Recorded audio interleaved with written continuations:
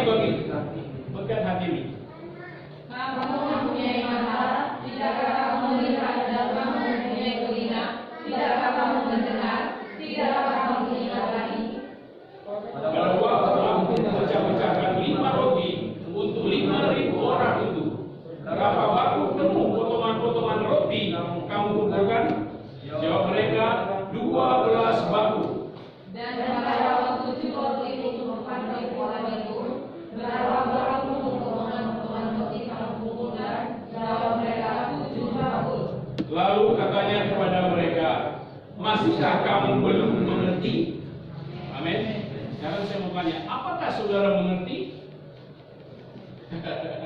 Ya, Bapak Ibu sudah diberkati oleh Tuhan. Ayat ini mau menunjukkan bahwa antara Tuhan Yesus dan murid-muridnya, seringkali murid-muridnya gagal paham. Ya, seperti yang dimaksud ini, Tuhan maksud berbeda dengan apa yang dimaksud oleh murid-murid. Murid-murid secara jasmani mereka selalu berpikir tentang kehidupan secara jasmani. Ya, di sini murid-murid berpikir bahwa Tuhan berbicara lagi tentang roti, tentang memakan. Ya, hanya ada satu roti dalam kapal itu, sedangkan anak mereka ada beberapa orang yang harus makan, katanya begitu. Padahal yang Yesus maksudkan bukan itu, saudara. Ya, kalau saudara melihat di sana, yang Tuhan Yesus maksudkan bukan roti, ya, bukan makanan, tapi ini yang sering terjadi. Ya, kita harus jujur sebagai orang percaya, sebagai orang Kristen, kita sering gagal paham dengan Tuhan. Ya, kadang-kadang kita sudah melayani Tuhan, sudah mengiring Tuhan, tapi banyak hal yang gagal paham dengan Tuhan. Seharusnya bisa kita melayani Tuhan lebih lagi, bahkan lebih lama lagi. Seharusnya kita semakin tahu apa rencana Tuhan dalam hidupmu. Amin. Jangan sampai kita gagal mengerti rencana Tuhan, mengerti apa yang Tuhan mau dalam hidup ini. Sama dengan murid-murid, mereka menghadapi masalah yang Tuhan maksud bukan roti secara jasmani, tapi murid-murid berpikir roti secara jasmani. Dan ini yang sering terjadi, saudara. Seringkali kita berpikir hal-hal yang selalu bersifat jasmania. Ya, kalau tidak menguntungkan saya, apa? Ngapain itu ada di dalam hidup saya? Kalau tidak menguntungkan saya, untuk apa itu ada? Ya.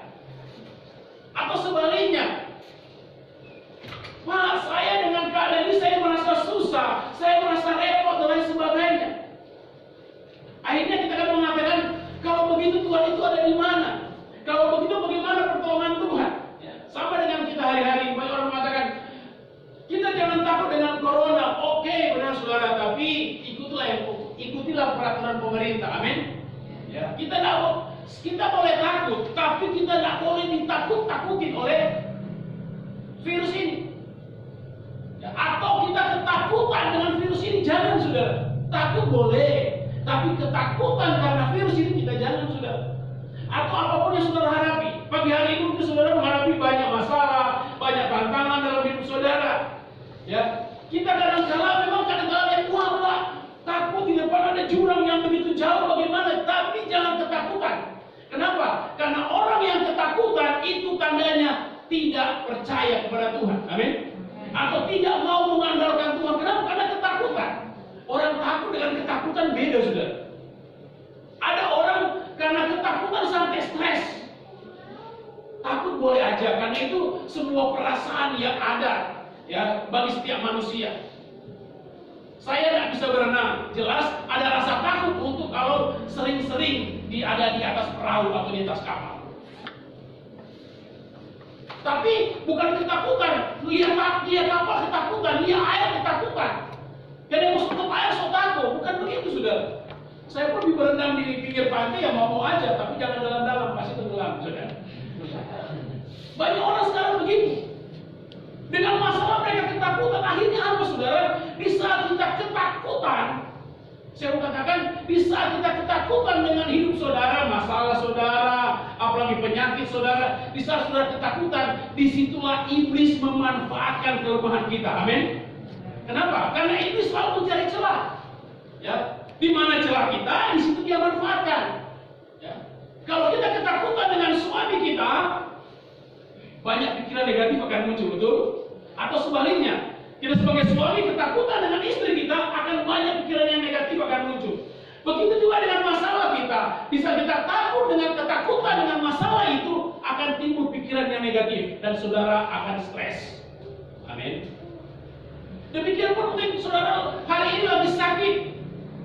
Saudara kepikiran, ketakutan dengan sakit saudara. Jangan-jangan dengan sakit ini saya mati. Saya mau katakan, di saat itu pikiran negatif itu akan muncul, saudara. Karena ketakutan.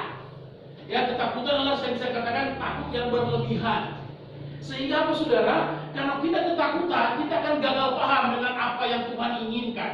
Karena segala sesuatu saya percaya sekali saya katakan, Tuhan selalu punya rencana yang lebih baik. Amin.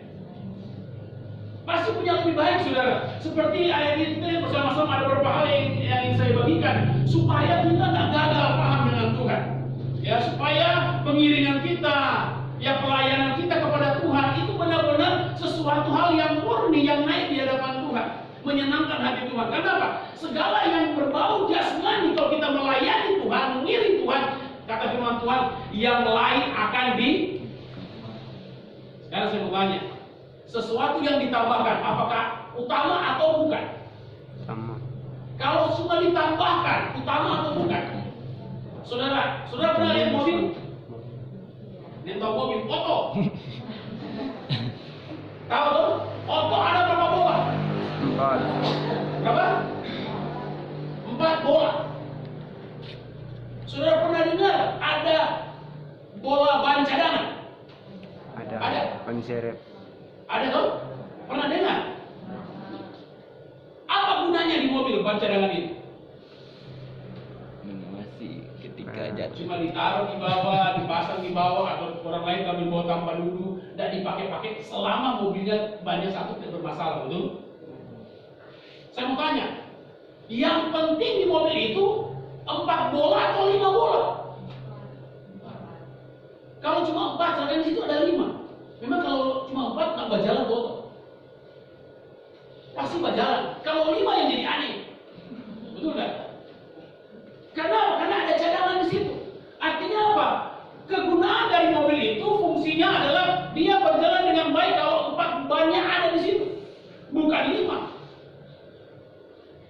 Jadi yang utama berapa ban? 4. Itu yang utama, saudara. Sama dengan kehidupan kita. Kadangkala kita terlalu berpikir, wah saya mau ke sana, tapi bagasi saya nggak ada, terus saya jalan lah. Contohnya kami dari MKCM, kami mau ke gereja di sini, ke Jalan Kemakmuran. Kami nggak mau jalan, kenapa? Bannya cuma 4, ada reserve, nggak mau jalan, kenapa? Nggak bisa jalan mobilnya. Bisa? Tetap bisa jalan, benar nggak? Jadi ini yang terjadi, mungkin kita rasa lucu. Pak, masa 4 bola kan pasti bisa jalan, nggak ada reserve aja nggak masalah. Sebetulnya nggak ada masalah, saudara. Kenapa? Karena yang kita pikirkan hal yang jasmania. Seperti murid-murid, mereka harus hanya berpikir berbicara roti yang makanan. Padahal saudara baca firman Tuhan, begitu banyak perumpamaan, ya, yang dikatakan oleh Tuhan Yesus, yang dituliskan oleh Tuhan Yesus dalam Alkitab, dan diceritakan kepada murid-muridnya setiap saat untuk menyampaikan firman. Dia seringkali menggunakan perumpamaan. Artinya apa perumpamaan? Bukan itu yang dia maksud. Itu gambaran aja. Kenapa, saudara? Karena dari konteks itu kita bisa melihat bersama-sama ada satu hal yang ingin Tuhan ajarkan kepada murid-muridnya. Mereka berbicara tentang roti jasmani, tapi Tuhan berbicara tentang ragi. Saya kita percaya apa yang suka bikin kue tahu apa ragi. Fungsi ragi itu apa? Ya. Jadi istilahnya begini. Adonan, saudara, ditaruh ragi, nanti adonan itu ada pengaruhnya, betul? Dia mengembangkan, atau ada setelah baking dia, orang Jawa bilang bantet. Itu pengaruh dari ragi, atau kebanyakan, atau jadi apa, saudara? Karena saya bukan ahli roti. Intinya begini, ragi itu setelah taruh di adonan, dia membuat pengaruh ke seluruh adonan. Nah, itu yang Tuhan maksud sebetulnya. Siapa ragi itu? Kata firman Tuhan, orang Farisi, orang ahli Taurat dan lain sebagainya. Orang-orang yang notabene mereka beribadah kepada Tuhan, percaya kepada Tuhan. Ya. Tapi mereka jalankan semua itu hanya sekedar sebuah agama aja, ya, sebuah tradisi aja, sebuah kebiasaan aja. Dan kita sebagai orang percaya hari ini kita jangan terjebak lagi seperti karya-karya orang Farisi tadi, saudara. Karena firman Tuhan katakan apa? Mereka adalah ragi yang bisa mempengaruhi adonan saudara yang bagus. Amin. Itu tujuannya Tuhan sebetulnya. Tapi murid-murid gagal paham. Ya, sehingga mereka berpikir, wah, kami yang punya roti hanya satu. Mungkin ada yang mengatakan, Tuhan ini apa-apa makan. Gitu, saudara. Makanya dia ingatkan lagi. Ingat tak waktu lalu saya buat mujizat? Bisa memberi makan 5.000 orang. Jadi ada beberapa hal yang saya lihat di sini supaya kita bisa menjadi orang-orang Kristen, jangan gagal paham lagi dengan Tuhan kita. Amin.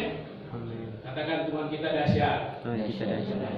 Amin. Ya. Amin. Asalkan kita juga harus dahsyat supaya tidak gagal paham, saudara. Ya, coba kita lihat yang pertama. Ayat yang ke-16. Ayat yang ke-16. Maka mereka berpikir, Ayat yang ke-16. maka mereka berpikir-pikir, dan seorang berkata kepada yang lain itu, dikatakannya, karena kita tidak mempunyai roti. Ya, kenapa mereka berpikir? Karena ada pertanyaan dari Yesus. Ayat yang ke-15. Lalu Yesus memperingatkan mereka, katanya, berjaga-jagalah dan awaslah terhadap ragi orang Farisi dan ragi Herodes. Kalau kita berpikir secara logika, di atas perahu, terus Tuhan bicara ragi, itu tujuannya apa? Pasti mau nggak mau roti atau makanan, betul? Di sisi yang lain kita berpikir, betul juga Tuhan itu.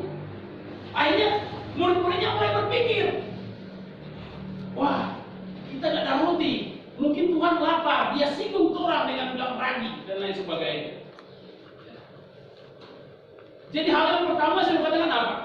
Di saat kita menerima sesuatu dalam hidup ini, biasanya yang dipengaruhi terlebih dahulu adalah pikiran.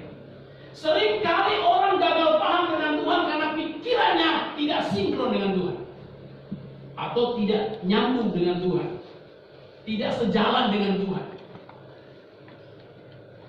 Ini yang sering terjadi. Karena kadang-kadang begini, saudara, kami sebagai pelayan Tuhan, sebagai hamba Tuhan, kadang-kadang yang kami menyampaikan sesuatu kepada orang, oh kamu jangan begini, kamu jangan begitu, kamu jangan begini. Tapi kadang-kadang itu cuma pikiran manusia. Kenapa? Karena kami tidak bisa lakukan. Pengetahuan kami menunjukkan, oh orang Kristen itu begini dan begini. Tapi yang paling penting, supaya sinkron antara pikiran kita dengan Tuhan, harus punya yang namanya praktek iman. Amin. Supaya sinkron. Jangan dibibas kita kan, jangan berbohong, tapi di luar berbohong, saudara. Akhirnya pikiran kita harus nggak sama, nggak nyambung. Ini yang sering terjadi, saudara. Sekalipun kita punya sebagai pelayan Tuhan, sebagai anak Tuhan, makanya firman Tuhan katakan iman tanpa perbuatan pada hakikatnya adalah. Jadi bagaimana pikiran Kristus itu bisa sinkron dengan kita? Bukan apa yang saja yang kita pikirkan, bukan apa saja yang kita keluarkan, ucapkan, tapi benar-benar sinkron dengan perbuatan kita. Amin. Karena banyak orang bisa berkata-kata, tapi tidak banyak orang bisa berbuat.